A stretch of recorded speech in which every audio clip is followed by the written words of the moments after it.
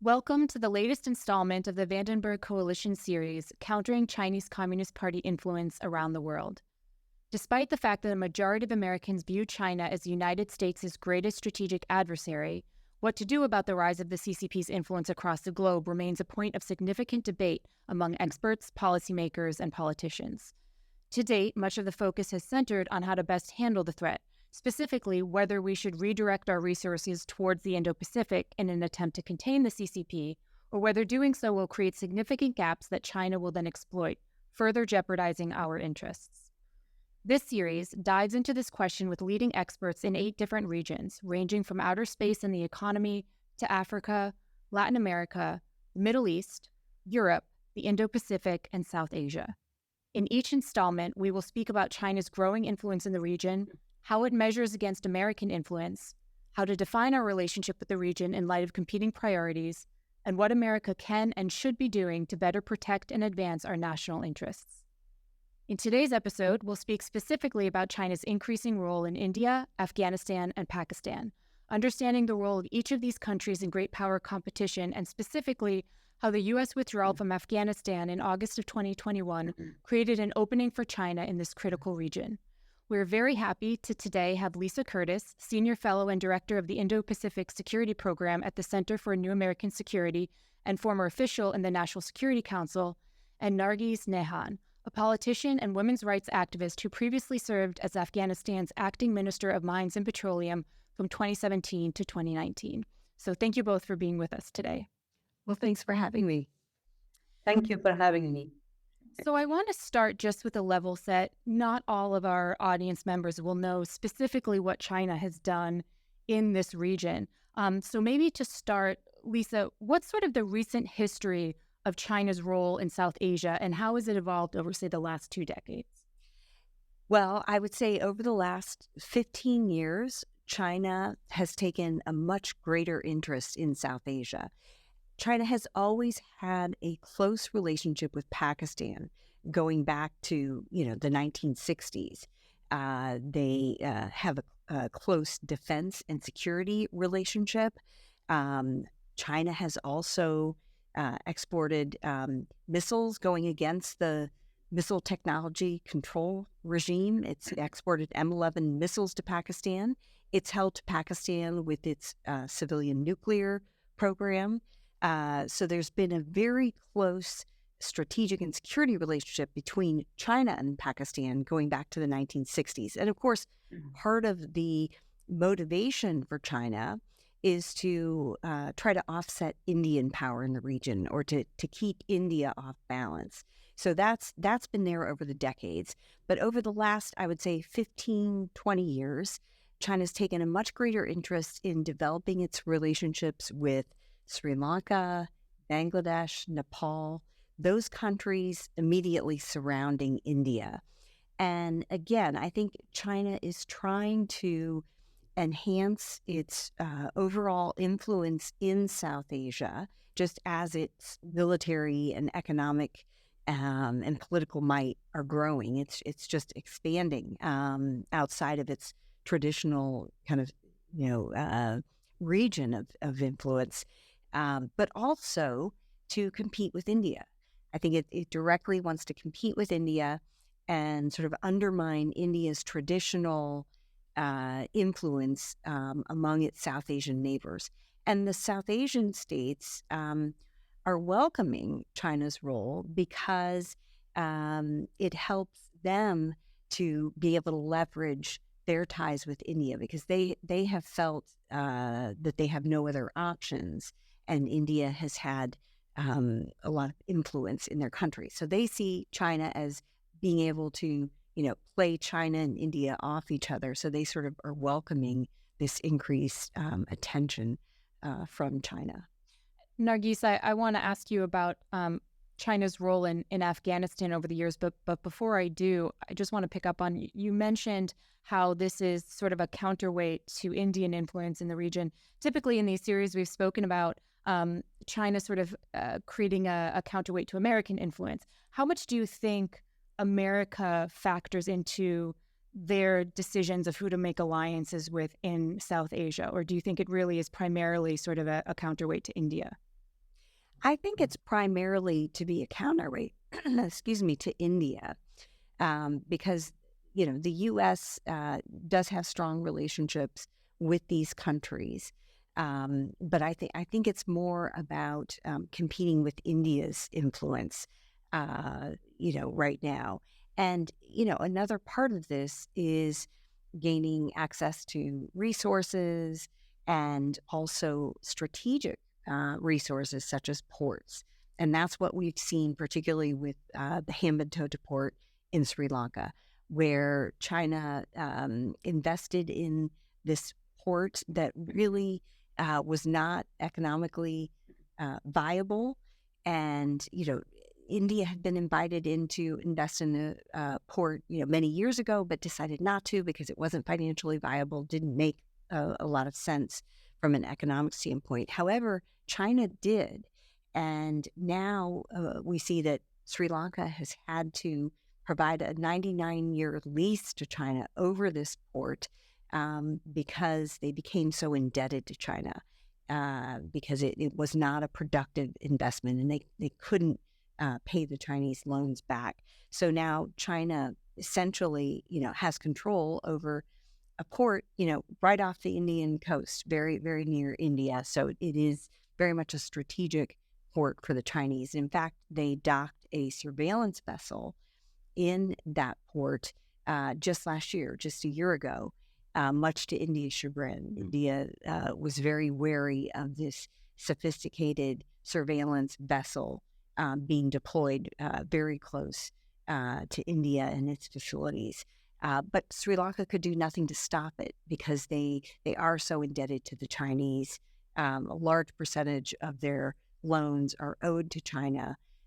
So China has really been able to make inroads into these countries right off the coast of India and grow its influence. This also is not helpful for the United States, of course.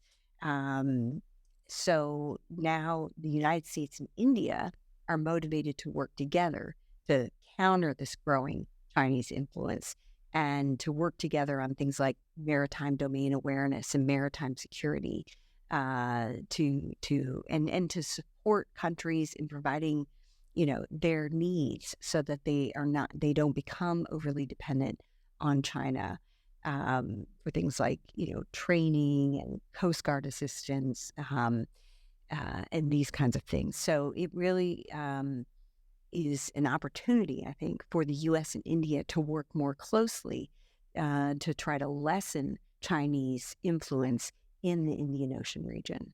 So I definitely want us to talk a lot about India, and also to come back to this question of what people call debt trap diplomacy, which is something we've spoken about in our Latin America episode. But before we do, Nargis, what is the sort of recent history of China, specifically as it relates to Afghanistan, and how have you seen that change or not since the U.S. withdrawal?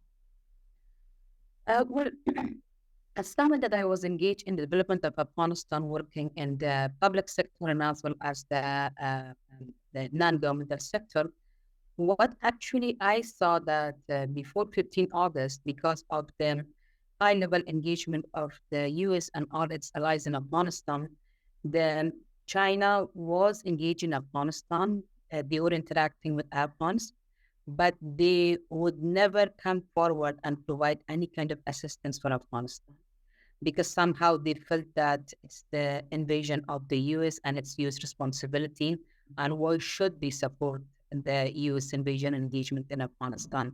But they also had not cut their ties with Afghanistan. So they were having regular delegations coming to Afghanistan. They were meeting with different government officials in Afghanistan. They were inviting different government officials in Afghanistan. They were meeting with oppositions, with different political groups. And even they tried to have some level of engagement with the Taliban before in August when the Taliban took power in Afghanistan. So, and then the interesting part was that they never invested in Afghanistan. They never provided any kind of assistance in Afghanistan. Even the big projects and concessions that they got, for example, in the mining sector, they never invested on that. They were focusing on the extraction, But when it was coming to investment and development of the field, they were not interested in that. But they made sure that they get some important concessions. For example, they had the world's best copper mines reserves concession in Afghanistan, that they never invested on that, but they do have the contract with themselves. But they were always coming forward, especially their state-owned enterprises and as well as the private companies, and they were competing in different bids. So they were engaged in construction of roads, construction of different infrastructure in Afghanistan, for which they were getting paid, and they were economically benefiting from that, in return not doing anything for Afghan people. So that was the relationship of China with Afghans and Afghanistan till 15 August 2021. Now, right after August 2021, when the U.S. and allies withdrew from Afghanistan, leaving behind a huge vacuum in the region, China suddenly stepped in and they began to send delegation to Afghanistan.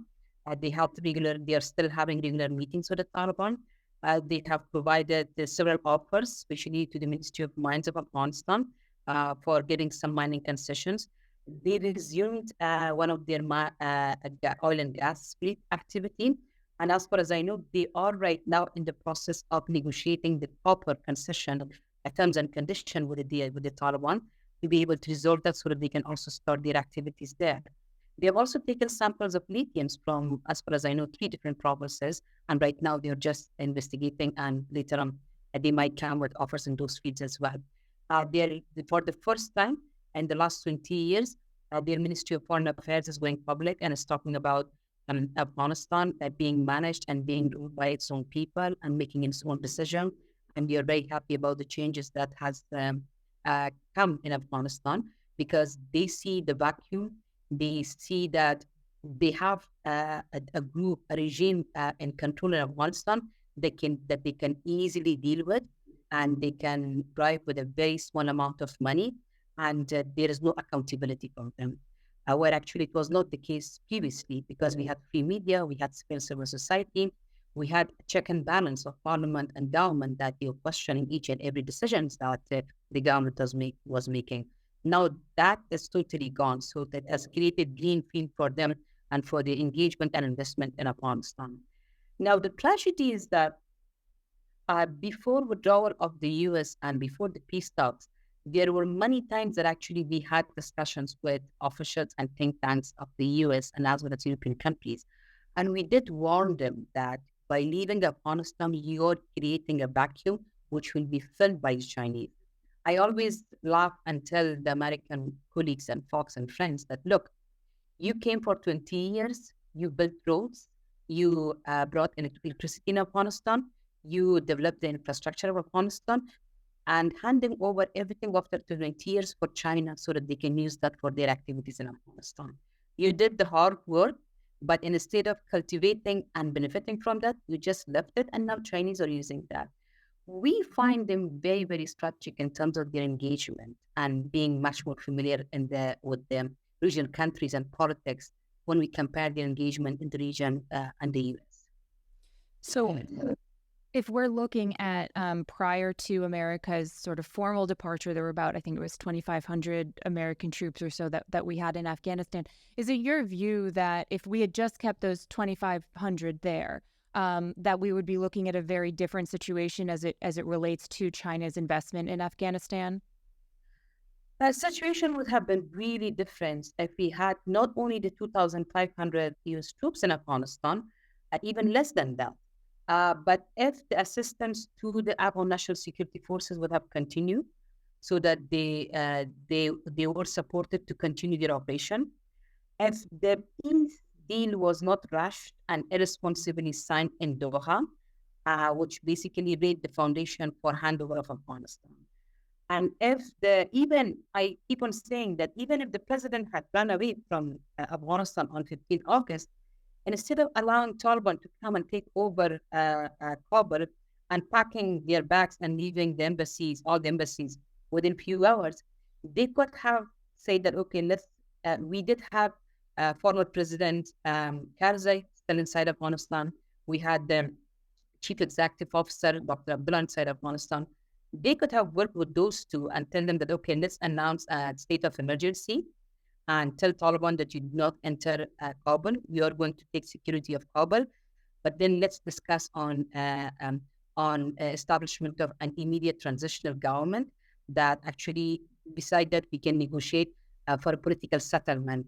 That instead of handing over everything to the Taliban and and creating the vacuum by not only absence of the international actors but also absence of all of officials, women's rights activists, journalists, all those people that they could have countered and they could have worked on the ground. By we would not have created that vacuum. So all these players would have been on the field, and we all could have worked that we create a political pathway and a political settlement. That Taliban would have been part of that, but Taliban would not have controlled the whole country. And that would have given us more leverage to be able to change things, to be able to hold into account instead of leaving everything, handing over everything to them.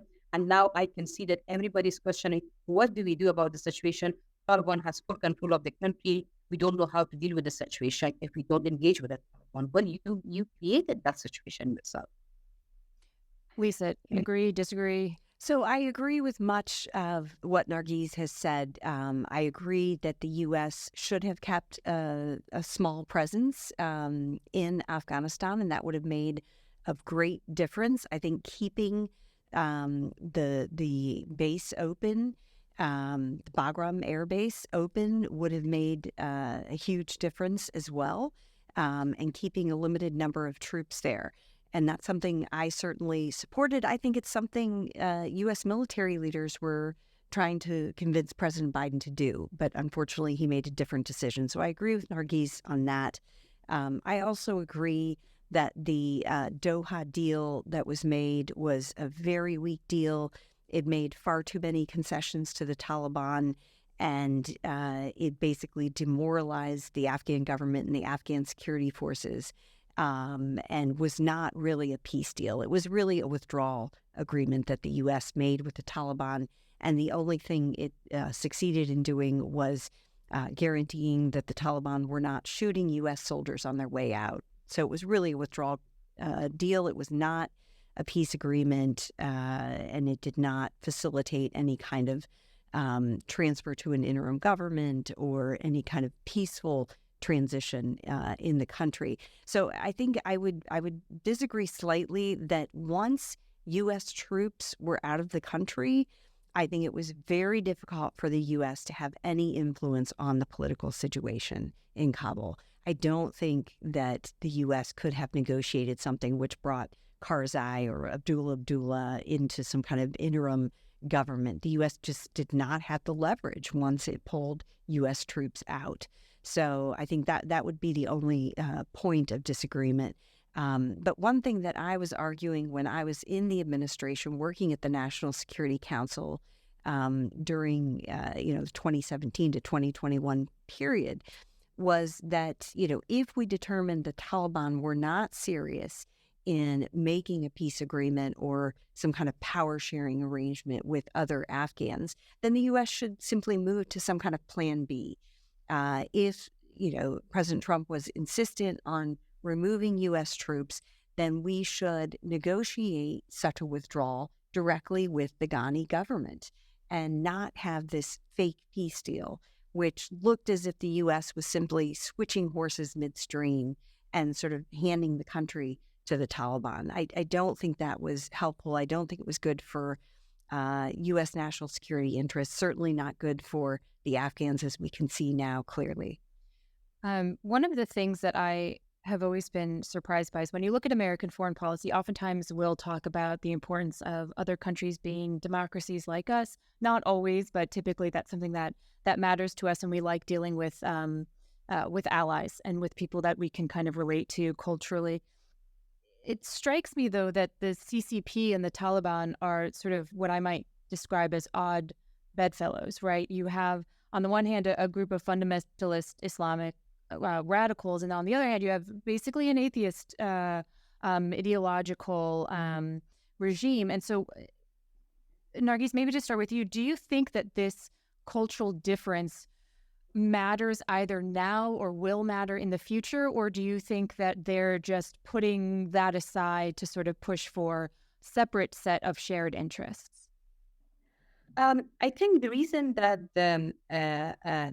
China has not yet officially recognized a regime of the Taliban is because of the fear of these differences that they see that they have with the Taliban, and also the lack of trust that they have between them and the Taliban, because they do think that, okay, if we recognize their government once and then later on they will build stronger relation with the U.S. then, and they will not collaborate with us, how are we going to deal with that situation? On one hand, but then we also have to look at that, like the Taliban, they are trying to play very smart, and on one hand, they want to make sure that they have good relation with China, and they have economic activities with China. But then on the other hand, they also want to make sure that they maintain some level of relationship with the Taliban so that they can receive with the US, so that they can receive the financial assistance from the US. And they know very well that without US support, the government and regime will not be recognized by the international community. So they're trying to make sure that they have their relation with both of them, and somehow you use also that as a leverage against one another. So they're trying to play that very smart, but China is also very smart. So they are engaging with them, and they are actually sending delegations to Afghanistan. They are providing some assistance for the Taliban to be able to build that trust and tell them that, okay, we can be a better partner for you in comparison to the US. Now, the problem with the US, one thing that and Lisa, you mentioned about lack of the troops not being influenced. I think for knowing the influence of the U.S. And the international community, the Taliban would still have taken U.S. seriously if the U.S. not have their troops on the ground, because they know that, lack of collaboration with the U.S., what does that mean? So they knew that. The problem that we faced actually was that there was no interest on the U.S. side to actually listen to others, and even listen from those groups that they were questioning the whole peace process, that they were calling it, as you said, the withdrawal process, but they were calling it peace process. I remember we had so many meetings with Ambassador Carrie that I was part of it. We were saying that, okay, where is the accountability mechanism? How do you trust Taliban that on one hand, they have one group of them negotiating peace deal with you in Doha, but then their foot soldiers are getting instruction from the same leadership, and they continue their suicide attacks and taking district offices. Can you stop that? Can you hold them to account? If you can't hold them to account now that you haven't signed them, what is the guarantee that you can hold them to account later on? We warned them many times. There are written documents, position papers, statements that we have shared our concern, everything many times with the decisions makers and policy makers with the US. But unfortunately, they were so focused on withdrawal and this whole romanticizing of Taliban 2.0 that they have changed, they have become moderate, and we can work things out with them. And perhaps they can be a much more effective and less expensive partner for us on the ground in comparison to the Republic. So, Yeah, I'm sorry to say that people are still romanticizing the Taliban. People inside the Biden administration, also think that, the U.S. can deal with the Taliban. They think the U.S. can cooperate with the Taliban on counterterrorism initiatives. And that's only because the U.S. and Taliban both happen to oppose ISIS-K or ISKP, Islamic State Khorasan Province.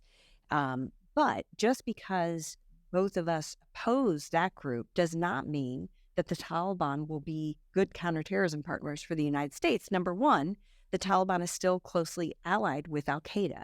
And even though al-Qaeda is lying low, we know from reports that the UN has put out recently, the UN Sanctions Monitoring Committee, that al-Qaeda linked leaders are being put in positions of power within the Taliban administration, and that they continue to have training camps and they continue to exist. So the Taliban has not changed. You're right, Nargis.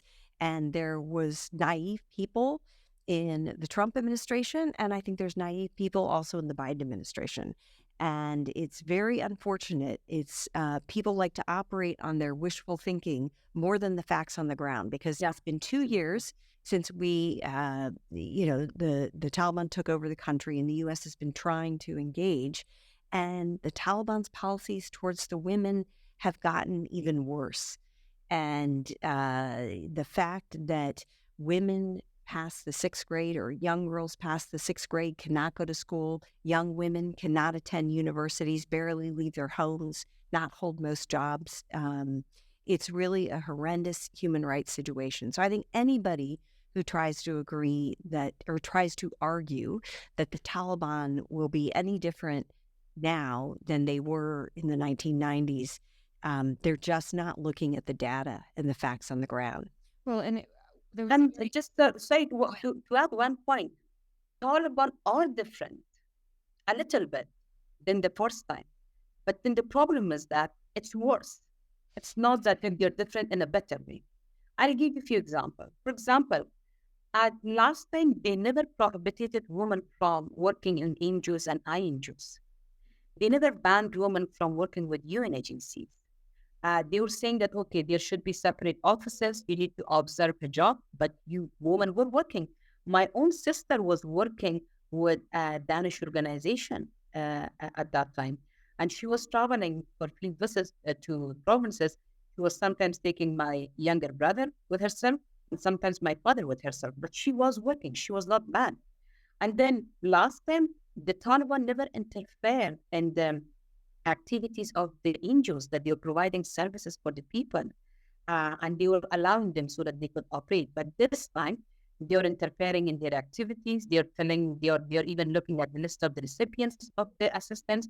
They are trying to pressure them, the NGOs and UN agencies, that they should provide first support to their soldiers, then to other communities, regardless of who is in the needs. So they do have change, and they are still like the Chinese, that you're using the infrastructure right now for engaging in Afghanistan. The Taliban are also using those institutions and systems that we have created in the last 20 years for controlling people, for institutionalizing their own power and serving their own foot soldiers rather than looking after the people. So there is that little change, but that's actually for worse. As someone that I'm not from US, but as someone that I saw engagement of US, and I remember that how people were talking in different circles about the US before their engagement in Afghanistan, during their engagement in Afghanistan, and after withdrawal. There's one thing that I think there's two questions that I have that I really wish that we ask those questions, and I prefer to ask them more from US colleagues and folks. One is that, where is the civil society of the US? I mean, decisions that are made regarding Afghanistan are so irresponsible. And as a result of that, today we have a gender apartheid in Afghanistan, gender persecution in Afghanistan. Where is the civil society to hold President Biden and Trump and all those that they advised them for these decisions to account? Because we had a very vibrant civil society despite all the restrictions in Afghanistan, and still we do. Besides the Taliban and our own politicians, we also hold the US options into account in terms of the engagement with Taliban, but we don't see any advice or anything coming from the US civil society. That's one question that I think we need to ask more if we want to prevent these kind of irresponsible decisions in the future. The second question that I have is that, do we really not see the role of the technology, connectivity, social media, that the irresponsible withdrawal that US had from Afghanistan, how much this has damaged the image of the US? Because people have access to information, they are connected. So whatever decisions are made, they are not just going unobserved like that, like a small group of people that they are involved in politics or policies they would know and others would not know. Today, each and everyone in Afghanistan knows what US has done to us. And everybody is questioning that. Is this how you're dealing with your allies on the ground? I was going to say, the U.S. Congress has been relatively active on Afghanistan. People like Congressman McCall the chairman of the House Foreign Affairs Committee recently wrote a letter to Secretary Blinken opposing sending any U.S. officials into Afghanistan for meetings with the Taliban. There have also been some hearings that have been held looking at how the withdrawal was handled. So I think that the U.S. Congress is engaged in trying to hold account the officials that were involved in some of these very bad decisions. One thing that I've argued is that there needs to be more attention on how the U.S. Peace process was handled, how things were happening during that 2019-2020 period when Ambassador Khalilzad was leading negotiations with the Taliban. Because I know, having been at the National Security Council, that once Ambassador Bolton left, he had been the National Security Advisor. He left in September 2019. Once he left, there was no structured National Security Council process on the Taliban negotiations. It was handled, very closely with Ambassador Khalilzad and making, all of the decisions without the benefit of consultations with the wider U.S. government, with other experts on the issue within the U.S. government. So I think this is something that needs to be looked at very carefully. And lastly, just to mention, of course, there's the Afghanistan War Commission that's been established, whose mandate is to look at the handling of the U.S. War in Afghanistan over the last 20 years. I think they're mandated to look at everything that happened up until the withdrawal in August 2021. So there are efforts being made, Nargis, to hold people to account for some of the very bad decision-making made on Afghanistan. And I do want to go back to Nargis, your excellent point about American credibility and the sort of image that I think so many of America's allies have now is, of our departure. And that's their image of sort of the American military. And I don't think that has been corrected to date for many of our foreign partners. Before we get to that, I want to pivot a little bit. Nargis, you were talking about how Afghanistan is sort of relatively new to China's portfolio in the region. It happened after America's withdrawal, so that's really within the last 2 years. I want to ask Lisa, you about Pakistan. So Pakistan obviously has a much more robust historical relationship with China as it relates to the Belt and Road Initiative. And in some respects, the China-Pakistan Economic Corridor is sort of like the cornerstone of the Belt and Road Initiative. So you mentioned a little bit, you alluded to the way in which China has used Sri Lankan debt to try to sort of force their perspectives on them. It seems to be the same in Pakistan. You're talking about, I think, $31 billion in debt to China. How does China view the relative importance of Pakistan to its sort of broader relationships in South Asia? Well, the China-Pakistan Economic Corridor that you talked about is the single largest investment in any one country of China's BRI initiative.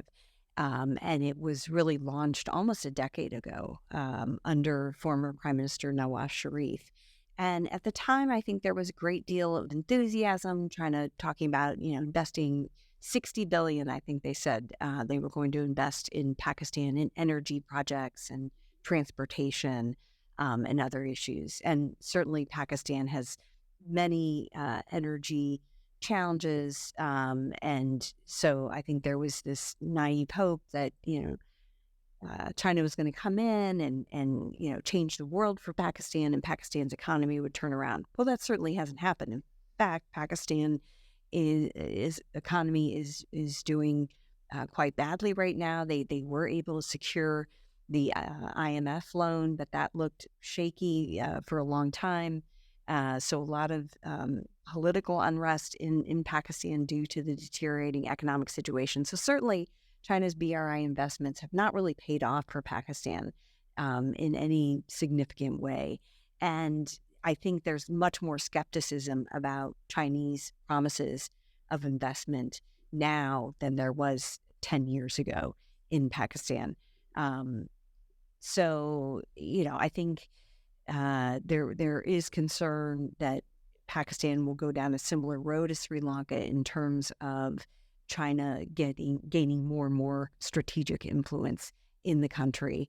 And that's why I think it was helpful that the IMF went ahead and extended the loan. And I think the U.S., should remain engaged with Pakistan.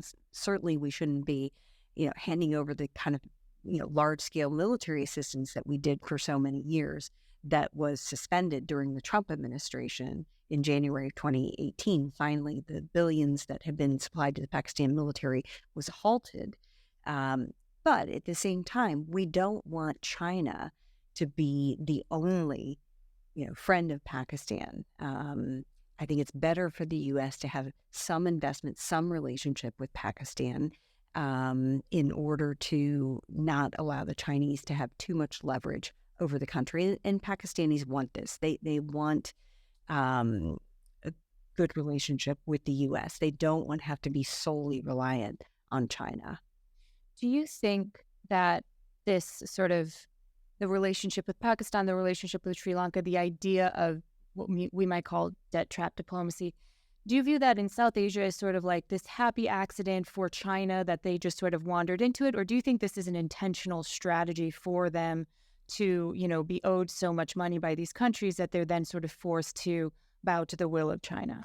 Look, I know there's been sort of a backlash against this idea of debt trap diplomacy and people saying this was not China's intent, it just happened.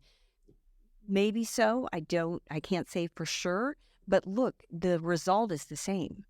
The result is that China now has control over a strategic asset. So whether or not it's by design, the result is that, yes, they have trapped the Sri Lankans into having to support whatever China wants to do at that port. And we saw that firsthand a year ago when China docked its surveillance vessel there. And the Sri Lankans clearly did not want that to happen, but there was nothing they could do about it. So I think it's important to remember that China is trying to develop strategic assets in the Indian Ocean region, and that this is something that the U.S. and India both need to counter. And whatever we want to call it, they have been able to leverage these so-called BRI investments, which are really loans, to their advantage, to their strategic advantage, and to the disadvantage of the countries themselves. The countries themselves lose their sovereignty and independence and ability to make their own foreign policy decisions. For instance, Sri Lanka values its relationship with India, did not want to anger India by allowing this vessel, but again, had no choice. So I think this is really about countries being able to maintain their own sovereignty, independence, and independent decision making on their own affairs. And China is whittling away at that in South Asia. They have already done it in Sri Lanka. Bangladesh, Bangladesh has been better in that they have tried to keep good relations with India as well. So China's not been able to make as many inroads into Bangladesh. Nepal, though, is another country where China has made inroads and has been able to get involved in the politics and manipulate politicians, buy off politicians, plant stories in the media. This is something China just didn't do 2 decades ago. For them, the politics of South Asia was too complicated. They, acknowledged that this was India's turf, but now they are getting involved. They are making a concerted effort to increase their influence in these countries. So what was that sort of strategic shift in the minds of the Chinese government to sort of say, we're not actually going to cede this to India exclusively anymore? What was the sort of impetus for them getting much more active and, in fact, making Pakistan a cornerstone of their BRI initiative? Well, I think it's because they can, right? Their economy is growing, their military is growing, they're becoming more powerful. And so they have more resources and a greater ability to influence events outside of their direct periphery. So I think that's really a large part of it, the fact that they have the ability and resources to do that. But I also think that they, their conflict with India has grown as U.S.-India relations have been closer. They kind of see India, as being the cat's paw for the United States. And so I think they're trying to put direct pressure on India and show that they can make life difficult for India, particularly on their border, their disputed border, where, of course, they had a major war crisis just a few years ago in 2020. So I think it's a combination. They can do it. They have the resources, the ability, and they also want to demonstrate to India that they can make their life more difficult if India continues to enhance its relationship with the United States. There is a criticism from those on the left and the right about American overextension these days. And as we talk about, relationships with Pakistan, with Afghanistan, with India, with Sri Lanka, Bangladesh, the natural question comes up, well, how should we, forgetting China, how should we as America be prioritizing this region? What should sort of the ideal relationship between the United States look like with, let's say, Pakistan? You mentioned that we pulled some of our security assistance in 2018. So how do you kind of think about this region in light of all of the other foreign policy priorities that we have? Well, I look at it country by country. I look at India, and I see that India has a critical role to play in the U.S. Indo-Pacific strategy at encountering China. India really is the only country in South Asia, and frankly, throughout the broader Indo-Pacific, that has the resources and the will to stand up to China. We need India to be able to protect its borders and not let China encroach on their disputed borders. So it's very much in the U.S. interest to support India, to continue to grow that relationship in trade, technology, defense, security, maritime cooperation across the board.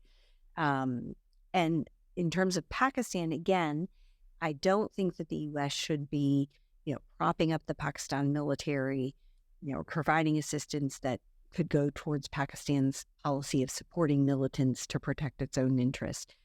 That has not been helpful.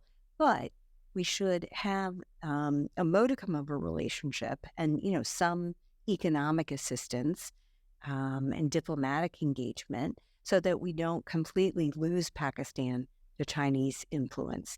And then with regard to the other South Asian states, Sri Lanka, Nepal, Bangladesh, Maldives, I think we should be engaging more in these countries, and we should be coordinating our policies with India toward these countries.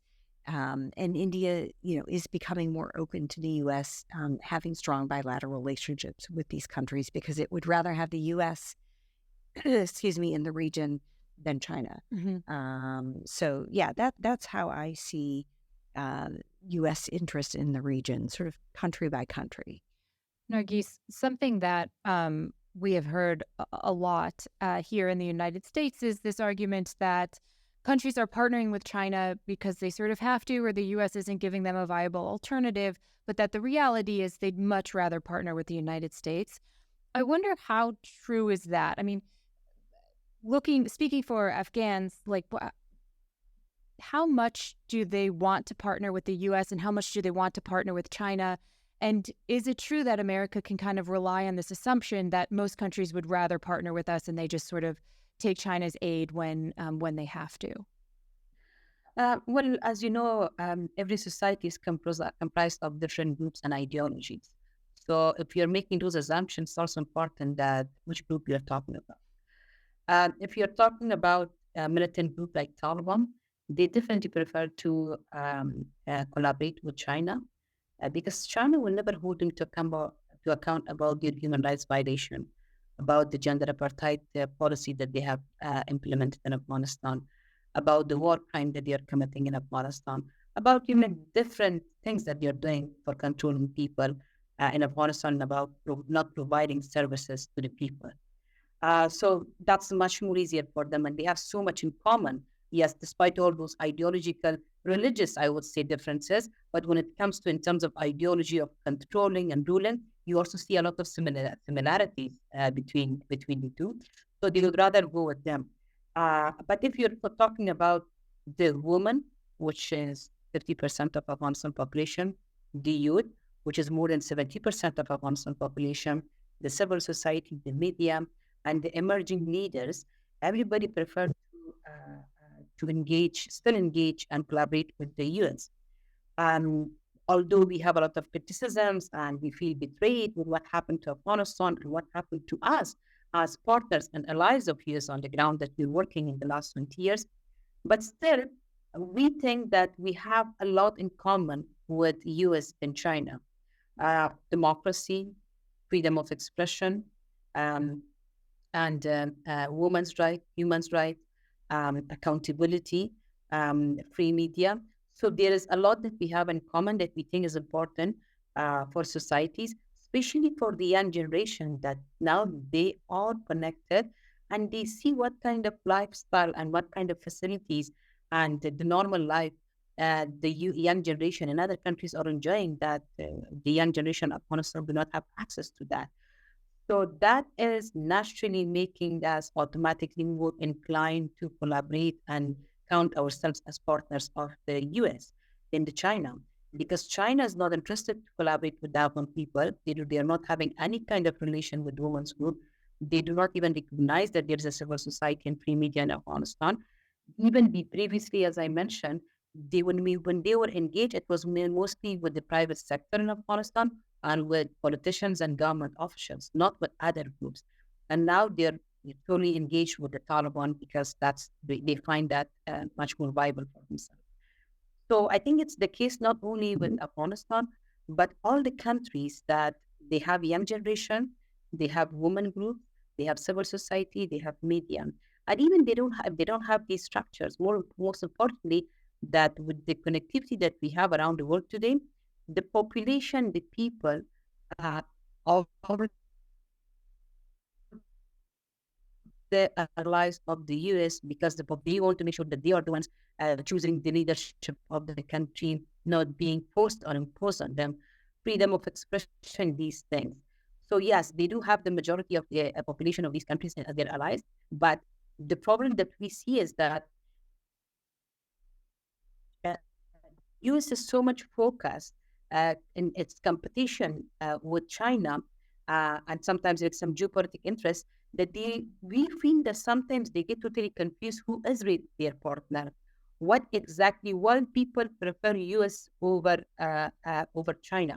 For example, in Afghanistan, if we prefer US over China because of all those reasons that I told you, and now all of a sudden we see actually US violating and ignoring all those values, it makes us in the question that why then should we count US as our allies when they're not standing for any of these values?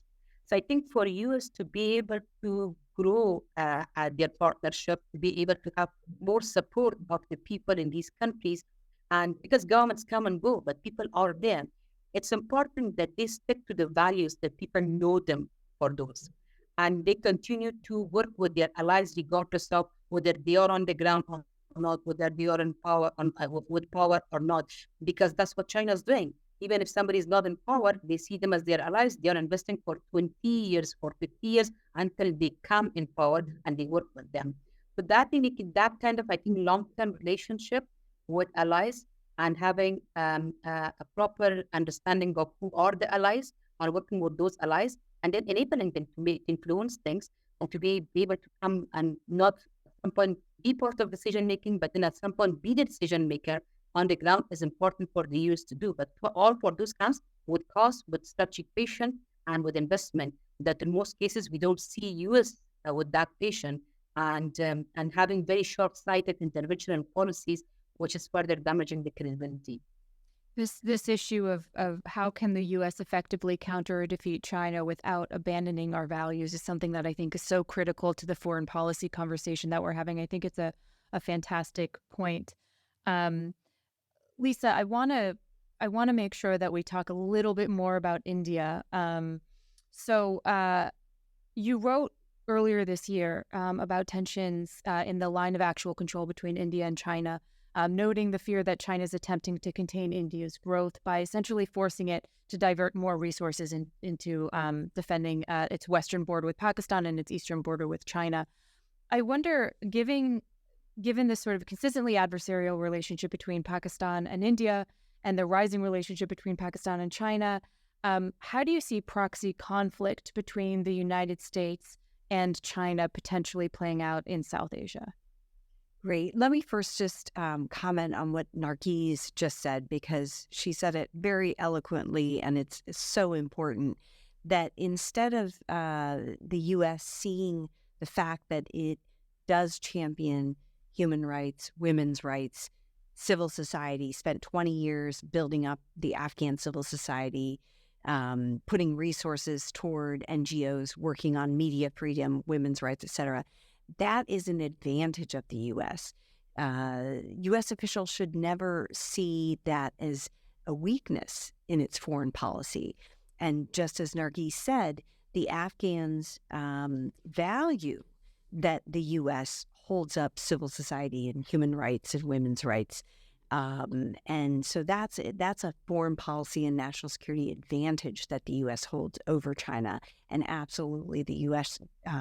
should never abandon those principles when forming its policies toward Afghanistan. And by the way, Europe is in the same camp. And in some ways, we see the Europeans more forcefully supporting human rights than the United States right now, which is, for me as an American, very disappointing. But I think that's the reality of what we see. So thank you for raising that, Nargis. The idea of proxy conflict between the U.S. and China in South Asia, I think we're really talking about Afghanistan, maybe. I don't see it happening because I think both the U.S. is not going to send troops to Afghanistan anytime soon, unless something very drastic were to happen. I just don't think that there's an appetite in the United States for putting troops back into Afghanistan. China also does not want to have any troops in Afghanistan. And they have sent some paramilitary forces to Tajikistan to protect that border, to keep extremists from coming across Afghanistan into Tajikistan. But they have no desire to become militarily involved in Afghanistan. But the Chinese also have no vision for Afghanistan. The deals that they're making right now are, really to try to, getting good with the Taliban so that the Taliban will act against the ETIM, the East Turkestan Islamic Movement, which, China fears them creating an uprising in Xinjiang province. So they want the Taliban to crack down on these people inside Afghanistan. And so when they talk about making these major investments in Afghanistan, they're trying to demonstrate to the Taliban that, they're going to be their best friends and they're very important to the future of the country. But the reality is that, these investments are unlikely to go very far. If you look at the Maize Anak copper mine that China invested in, I think going back to 2008, it's really not been developed. It's not gone anywhere.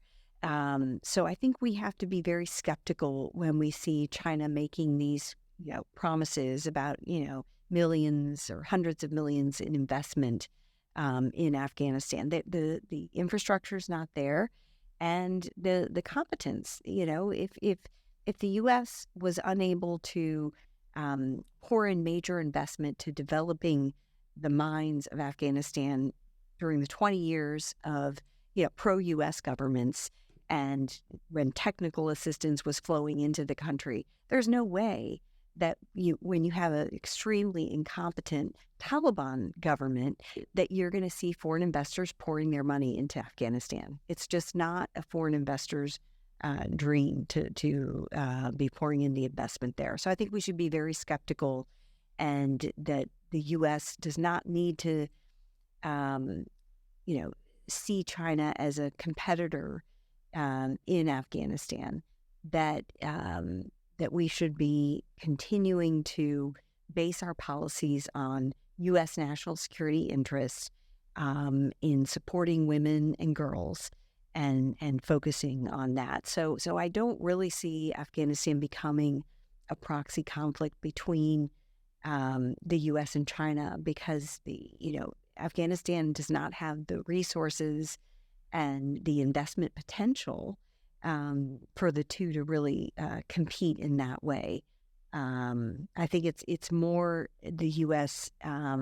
Needs to stick to its principles and policies and galvanize the international community to put pressure on the Taliban for its human rights abuses and for its continued support for terrorism.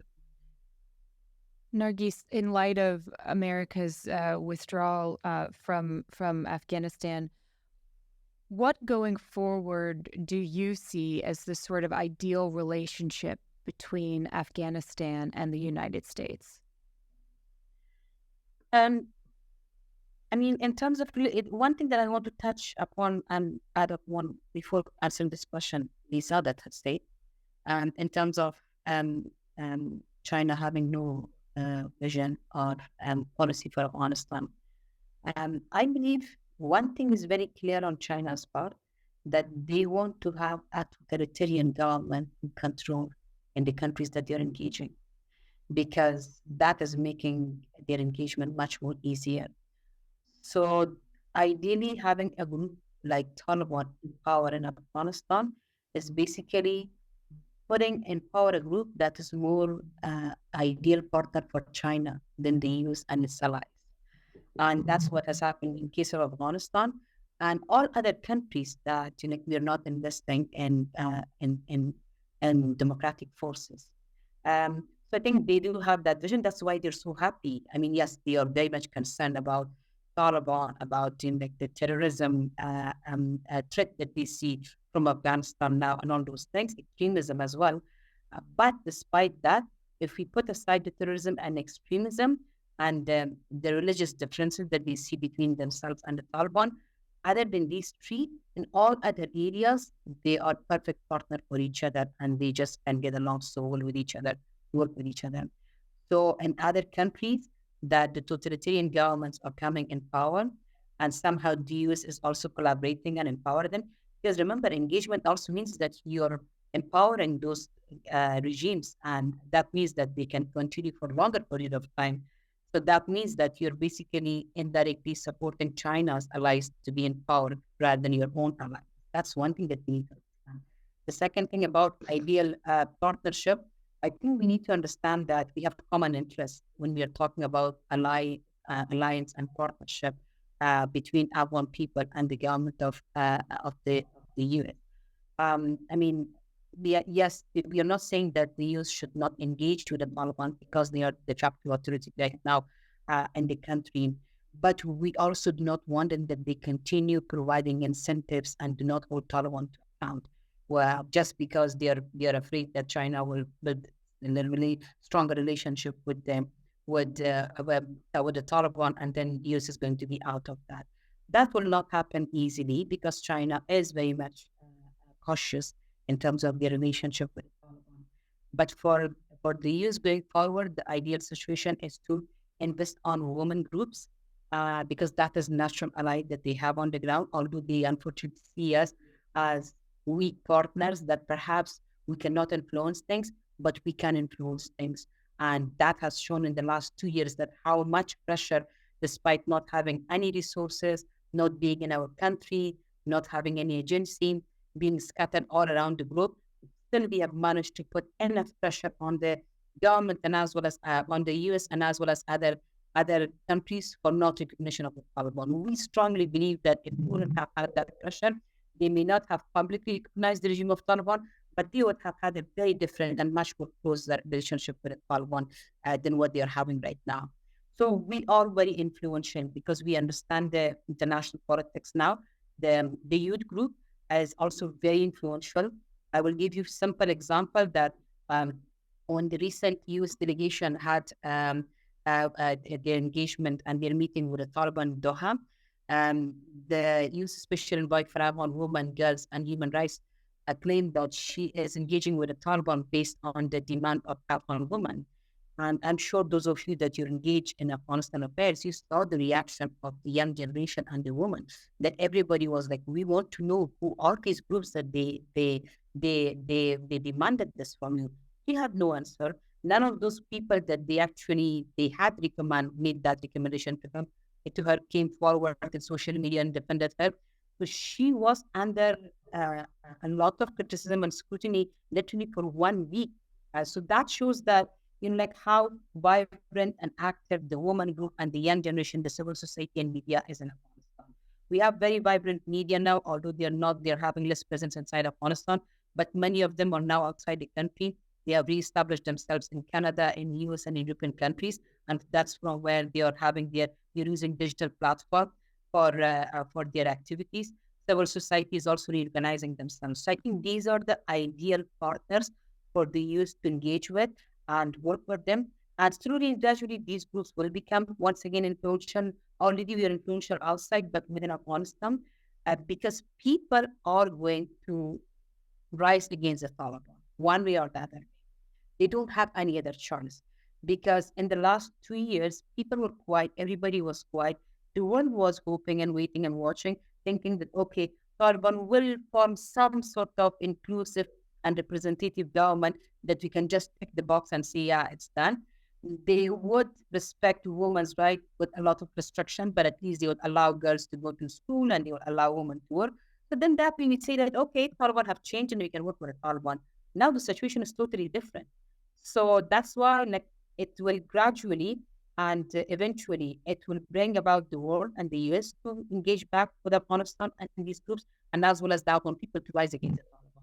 But for us, what's more important is that we have a strategy to make sure that we continue our activities in terms of raising awareness, organizing ourselves, and getting information on what is happening exactly on the ground in Afghanistan in terms of different terrorist groups' activities, expansion of extremism, engagement of the China, Iran, and other countries, so that in light of that, we can feed more information to policymakers in the US, so that can shape their future policies towards Afghanistan. But in the meantime, engagement with those allies that they are still working for the same values is important and the ideal partnership forward for the US, I would say. I want to end with a last question to you, Lisa. So one of the reasons for the U.S. withdrawal from Afghanistan in the first place was, of course, this sense that American sentiment was no longer in favor of maintaining a presence there. Obviously, we've seen through this conversation, as Nargis has reported, that our withdrawal was not only humiliating for us, not only resulted in significant human rights issues for Afghans, significant Afghans murdered by the terrorist attack that also murdered 13 American service members, but it also created a long-term opening for China that is now of significant concern to us. What would you say to sort of everyday Americans who are generally maybe a little bit skeptical of American involvement abroad, who really are asking, what is the reason why I should care that China is in South Asia? What is your argument to them as to why this really matters and should be important to them? Well, I think, increasing Chinese influence anywhere should be a concern for American citizens. American citizens who value our democracy, the freedoms that we enjoy, media freedoms, freedom of speech, freedom of religion, equality for all under the law. These are important values for American citizens. These are not values that are important to China. And in fact, as Nargis has already pointed out, China is pushing their form of authoritarian government on other countries because it makes it easier for them to achieve their goals and objectives if they're dealing directly with an authoritarian government. We see this happening in Africa, where they're increasingly influencing important upcoming leaders in these countries to be more interested in the party state rather than, multiple party democracies. So I think, this is the reason that Americans need to care what China is doing internationally, because ultimately it's going to upend support for the very, foundational values, the U.S. Constitution, on which our country is founded. And the more that China eats away at these principles and systems of governance, democratic systems of governance throughout the world, the easier it will be for them to, influence events in different countries to the detriment of American interests. We know that China wants to undermine U.S. influence and power. And the other concern that Americans should be worried about is increasing cooperation between Russia and China. We have seen Russia, flout international norms by invading Ukraine. China has expressed its support for Russia.